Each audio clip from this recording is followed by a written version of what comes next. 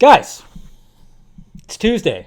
And if you notice, some of you probably, if you didn't pay attention to my Twitter, I did not have a Film Junkie Live tonight like I usually do. I think it was the first time ever since I started doing Film Junkie Live Monday through Wednesday, 6 p.m. Pacific Standard Time, that I didn't have one. Well, it's because, I broke up with my iMac. Some of you guys know this. And got a newer, younger, faster model. And I couldn't be happier. But let's talk about this controversy about Bloodsport and Superman.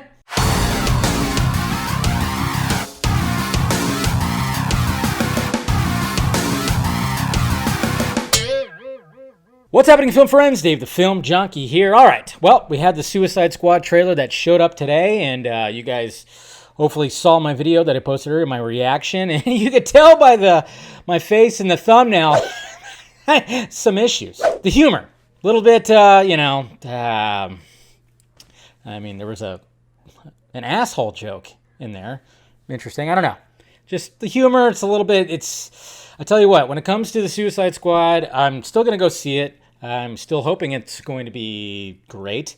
But, ever since DC Fandom last year, when we saw the behind-the-scenes featurette where everybody's going, oh my God, we're getting a sense of this thing, it's going to be crazy. Ever since then, with each little, it's just, sometimes it's been tampered a little bit. Of course, I'm still going to go see it. Yes, I'm hoping it's going to be something pretty damn entertaining. I mean, it does look like it is. I mean, the action and the aesthetic and stuff like that all looks pretty good.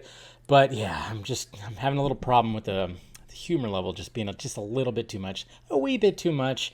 But I get it. I know James Gunn and, the horrible, what do they say? The horrible, beautiful mind or something like that. And I'm like, I don't know. Part of me doesn't know if I want to go in there. But the biggest controversy was the fact that when you get introduced to Bloodsport's character, they do talk about how he sent Superman to the ICU after shooting him with a Kryptonite bullet.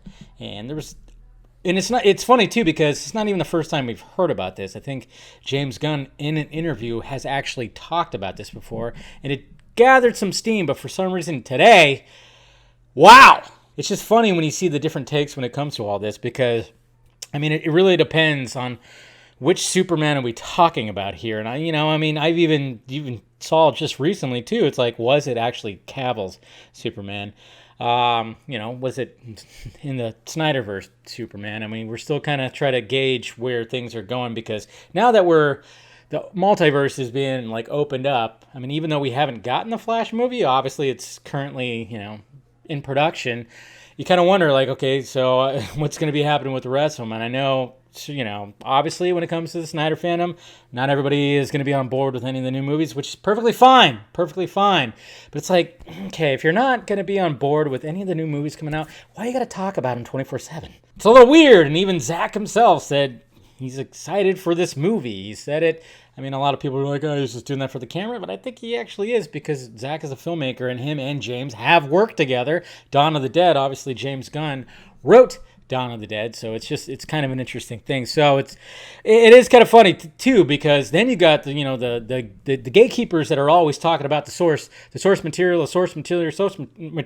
Obviously, they don't talk about that when it comes to maybe a Zack Snyder film, when things are just literally ripped out of the source material, but then they'll use it in defense of something else. Like, for instance, this is definitely in the source material. There is an issue that is out there, Superman number 4, 1987, where, yes, right there where you got Bloodsport, of course, just wreaking all kinds of havoc. Superman gets sent to the trauma center. And you know what's kind of interesting about it? Because everybody's kind of going well, that's, I've even saw some people kind of saying I don't know why would he go there? But at the same time, it's understandable. Maybe someone like Batman or something like that. It would have to be special surgery, obviously, because they kind of touched a little bit on it with Superman Returns. It was pretty damn cheesy, but then let's face facts, it's Superman Returns. They literally try to poke him with a needle and just pink, and it was just the kind of a, because obviously he was stabbed in the back with a thing, and he was lifting up the big giant Krypton rock of an island, which was just, it was, whatever. We don't have to talk about that. But you guys got to realize, though, it's the fact of the matter is he's got a Krypton bullet lodged inside his body. So that means his body is essentially can just be cut, can be I mean, regular tools are going to work because it's all weakened right there. So we can actually work on them like an actual person. So they could do that. I mean, it's pretty much, it just kind of makes sense when you think about it like that. It's like, oh yeah, well, he's literally got a piece of kryptonite like right there. So it's just gonna be able to allow like doctors to actually do that stuff. But that's just something right there. But the thing about that is, I want to fucking see that. I mean, it's funny when we get these movies, especially like, even with Zack Snyder's Justice League, it's like we want to see the flashback of the Joker killing the Dick Grayson Robin that we know that Snyder was doing in his world, and we do want to see a little side thing of that. And it's just like, oh, can we get that? Can we also get this? But then at the same time, it's like, well, what is this? Does this take place during? I don't know. Would he be wearing the black suit? I don't know. Timeline, who knows what's going to be happening with this, but it's just been interesting seeing the back and forth with all this because, like I said, it's straight from the source material, and regardless, I know we're all, when it comes to which one is your Superman and which one when it comes to which world or whatever the hell, a lot of people are going like, nah, Cavill Superman, are you kidding me? Yeah, fuck, did you see that? I mean, he literally swooped in and stopped Steppenwolf's axe. I mean, that's not gonna, come on. I saw some people say, oh, he's faster than a speeding bullet. Apparently not. But see, that's what's the beauty part about that, because Batman literally had him under his boot at one point with a fucking spear that he was about to jam into his face. So I'm going, hey, this Superman can be stopped. I mean, sadly, it's always got to be with a green rock, yes. But at the same time, there's other ways. I mean, obviously, when it came to this issue from the source material, yes, Lex Luthor hired Bloodsport, but then Bloodsport's a little cuckoo, so yeah, he's gonna kind of went a little rogue, as you could say, but it was just kind of funny when you see all that. And then, I mean, the main thing that I was taking from the trailer was the fact that, yeah, it does seem like the Bloodsport arc, when it comes to the Suicide Squad, it does seem like, well, maybe at first this was written for Will Smith's daughter, stuff, I mean, it does very much just have kind of like that recycled storyline when it comes to this character. And yeah, I mean, from all we know, I mean, there's two different things. Either Will Smith didn't want to do it because, well, I mean, I did kind of hear that maybe he didn't really want to do it because he was like, nah, dude, yeah, Dave's my boy. Or he just didn't have time, just it wasn't in the cards, or maybe he just didn't want to do it all together because he was like, fuck it, I don't know. It is interesting, but it does seem like that's almost like, that's the bigger question. I mean, who cares about this whole thing?